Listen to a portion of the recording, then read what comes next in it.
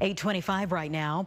What's going on in the pharmacy industry? Walgreens is set to close 1,200 underperforming stores nationwide by 2027. Meanwhile, CVS and Rite Aid are on tap to close hundreds of stores too.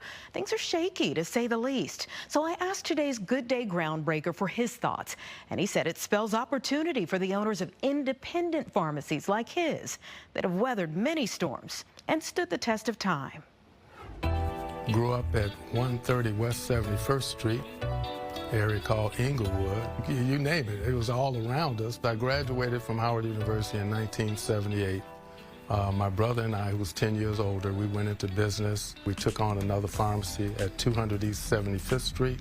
It's called 200 Pharmacy, and that was in 1980. Over 40 years later, 200 Pharmacy Inc. has changed location to South Stony Island Avenue. The industry has evolved over and over again, but the mission here still remains. We customize our medications to meet our patients' needs. Compounding. This is where we do most of our mixing in this hood right here. We've got negative air pressure pulling out the air. Some formulas made in a room like this on site, some compounds using formulas that have been passed down through years, working with doctors to repurpose drugs or even explore more holistic approaches from plants and other food sources. Food technically actually has more memory, it has more flexibility, it can do a lot more than medicine can do. In this unique space, there are shoes, supplements, braces, medical equipment, even a fitting room for breast prosthesis. When I designed this pharmacy, I never wanted it to look like a traditional pharmacy because our services are not traditional. When they started, Sherman White Jr. says there were approximately 200 black-owned independent pharmacies around Chicago.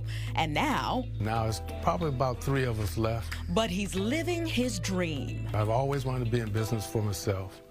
You know, I had a paper route. I worked for one of my father's friends' convenience store. And he's good at what he does. We are what we repeatedly do, and excellence cannot be just a whim. You know, it's got to be a habit. He says he's never counted the hours in this family atmosphere, even though at this point he could retire.